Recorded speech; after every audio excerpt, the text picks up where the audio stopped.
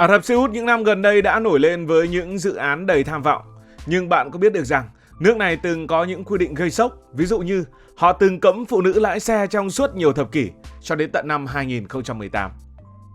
Ả Rập Xê Út là một vương quốc Hồi giáo được thành lập vào những năm 1930 bởi Abdulaziz Al-Saudi, và từ đó đến nay, đạo Hồi bảo thủ đã trở thành kim chỉ nam cho mọi mặt đời sống, từ cách người dân ăn mặc, giao tiếp đến cách xã hội vận hành. Tất cả đều được định hình bởi những diễn giải nghiêm ngặt của luật Hồi giáo. Trong đó, nó nhấn mạnh sự tuân thủ tuyệt đối vào những quy tắc tôn giáo, và điều này tạo ra một xã hội nơi truyền thống và bảo thủ đóng vai trò thống trị. Ở bối cảnh đó, vai trò của phụ nữ bị giới hạn nghiêm trọng. Họ được kỳ vọng tập trung vào việc chăm sóc gia đình, nuôi dạy con cái và ở trong không gian riêng tư của gia đình, tránh xuất hiện quá nhiều ở nơi công cộng. Một trong những biểu tượng rõ nét nhất của sự giới hạn này đó là hệ thống giám hộ. Theo đó, một người phụ nữ, bất kể là bao nhiêu tuổi, trẻ hay là già, đều cần sự đồng ý của một người đàn ông trong gia đình, thường là cha, chồng, anh trai hoặc thậm chí là cả con trai, để thực hiện những quyết định quan trọng như là kết hôn, đi du học, xin việc hoặc thậm chí là đi khám bệnh. Hệ thống giám hộ xuất phát từ cách diễn giải bảo thủ của luật Hồi giáo, cho rằng đàn ông có trách nhiệm bảo vệ và kiểm soát phụ nữ để duy trì danh dự gia đình. Trong một xã hội như vậy, việc phụ nữ lái xe không chỉ là chuyện điều khiển một phương tiện mà còn bị xem là một hành động mang tính cách mạng. Lái xe đồng nghĩa với việc phụ nữ có thể tự do đi lại, tự do di chuyển, rời khỏi nhà của mình mà không cần sự giám sát của đàn ông. Và điều này bị coi là một mối đe dọa trực tiếp đến trật tự xã hội truyền thống của đạo Hồi. Nhưng điều đáng ngạc nhiên là nếu bạn dở bộ luật giao thông của Ả Rập Xê Út trước năm 2018, bạn sẽ không tìm thấy bất kỳ một dòng nào ghi rõ rằng phụ nữ bị cấm lái xe. Có nghĩa rằng đây là một quy định bất thành văn. Không có văn bản luật chính thức nào quy định điều này cả. Tuy nhiên trên thực tế, phụ nữ dù có thi bằng lái xe cũng sẽ không được cấp giấy phép lái xe. Những cơ quan chức năng, từ cảnh sát giao thông đến những văn phòng cấp phép, đơn giản là từ chối xử lý hồ sơ của phụ nữ. Nếu một người phụ nữ nào dám ngồi sau vô lăng và lái xe trên đường, cô ấy, bà ấy, chị ấy có thể bị bắt ngay lập tức, bị phạt tiền, bị tịch thu xe hoặc thậm chí là bị giam giữ. Trong một số trường hợp, họ còn phải đối mặt với sự trừng phạt từ gia đình hoặc là làng xóm, như bị cấm ra khỏi nhà hoặc là bị chỉ trích công khai. Lý do chính thức mà chính quyền Hồi giáo và giới bảo thủ đưa ra là để biện minh cho lệnh cấm phụ nữ lái xe là họ gây ra hỗn loạn xã hội. Họ lại lập luận rằng nếu phụ nữ được phép tự do di chuyển, phụ nữ sẽ có nhiều cơ hội hơn để đi ra ngoài, để tiếp xúc với người lạ, và điều này có thể dẫn đến những hành vi không phù hợp với chuẩn mực của đạo đức. Đúng là một lý lẽ trời ơi đất hỡi.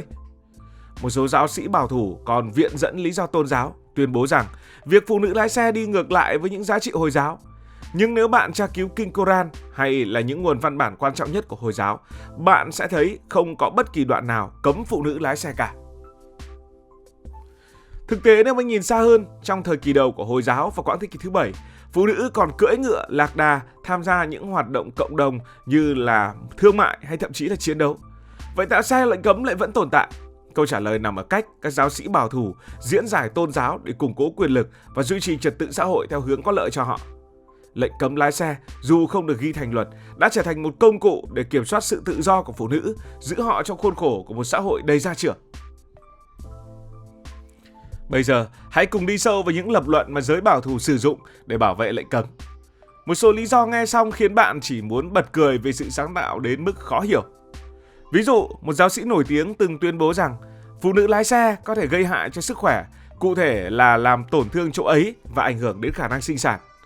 Tất nhiên là không có bất kỳ bằng chứng khoa học nào ủng hộ tuyên bố này, nhưng mà những phát ngôn như vậy vẫn được lan truyền rộng rãi để củng cố quan điểm rằng phụ nữ không nên lái xe. Một số người còn đi xa hơn, lập luận rằng lái xe sẽ khiến phụ nữ dễ bị tổn thương trước những cám dỗ ngoài đời thường. Họ cho rằng nếu phụ nữ được tự do di chuyển thì phụ nữ có thể gặp gỡ những người đàn ông lạ dẫn đến ngoại tình hoặc là những hành vi vô đạo đức.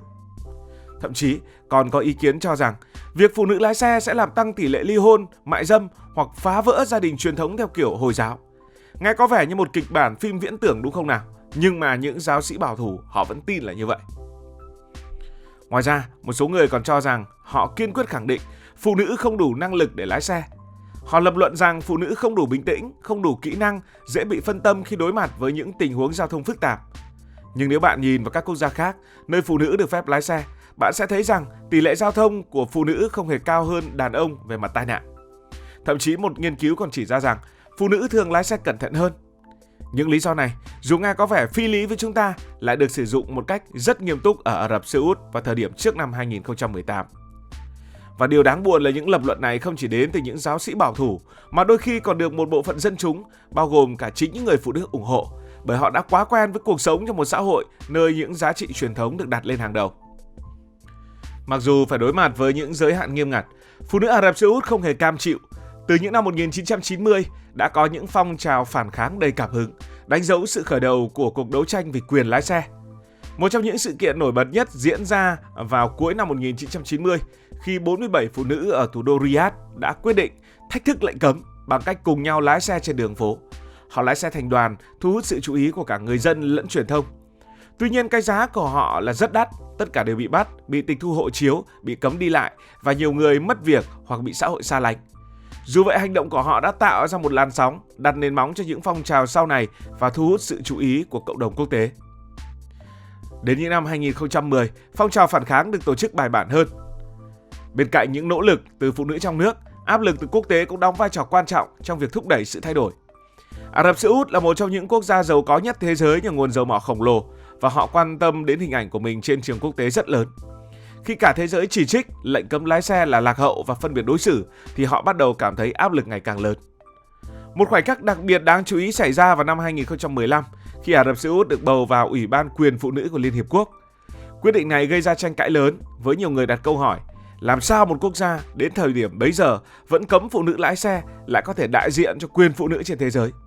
Những chỉ trích này đã khiến chính phủ Ả Rập Xê Út phải đối mặt với sự xấu hổ trên toàn thế giới và buộc họ phải xem xét lại những chính sách của mình. Và sự thay đổi lớn nhất đến vào năm 2017 khi Thái tử Mohammed bin Salman trở thành nhân vật quyền lực nhất trong vương quốc. Ông đưa ra chương trình Tầm nhìn 2030, một kế hoạch tham vọng nhằm hiện đại hóa Ả Rập Xê Út, giảm sự phụ thuộc vào dầu mỏ và đưa đất nước hội nhập hơn với thế giới. Phần quan trọng của kế hoạch này là thúc đẩy sự tham gia của phụ nữ và lực lượng lao động. Trước đó chỉ có khoảng 1/5 phụ nữ Ả Rập Xê Út đi làm, một con số rất thấp so với các quốc gia phát triển. Để đạt được mục tiêu kinh tế, họ nhận ra rằng cần phải cho người phụ nữ nhiều quyền hơn và việc cho phép phụ nữ lái xe là một bước đi thiết yếu. Nếu phụ nữ không thể tự mình di chuyển đến nơi làm việc, làm sao họ có thể đóng góp vào nền kinh tế được? Và thế là sau nhiều thập kỷ đấu tranh, cột mốc lịch sử cuối cùng cũng đến. Tháng 6 năm 2018, phụ nữ ở Ả Rập Xê Út đã chính thức được lái xe. Hôm đó, cả thế giới chứng kiến những hình ảnh đầy cảm xúc. Những người phụ nữ Ả Rập Xê Út đầu tiên cầm vô lăng, lái xe trên đường phố. Nhiều người trong số họ không giấu được niềm vui, thậm chí bật khóc khi tự mình điều khiển chiếc xe. Những trường dạy lái xe cho phụ nữ bắt đầu mở cửa, hàng chục nghìn phụ nữ đã đăng ký để lấy giấy phép. Vậy là những người phụ nữ đã được ngồi sau vô lăng. Nó mang một ý nghĩa rất lớn, một bước tiến trong cuộc đấu tranh vì bình đẳng giới ở Ả Rập Xê Út. Khi phụ nữ có thể tự do di chuyển, họ có thêm cơ hội để đi học, đi làm, tham gia các hoạt động xã hội và trở thành một phần tích cực ở trong cộng đồng. Cảm ơn vì đã quan tâm theo dõi câu chuyện này. Nếu cảm thấy thú vị, bạn có thể nhấn nút đăng ký kênh, bật chuông thông báo và chia sẻ. Còn bây giờ thì xin được nói lời chào tạm biệt.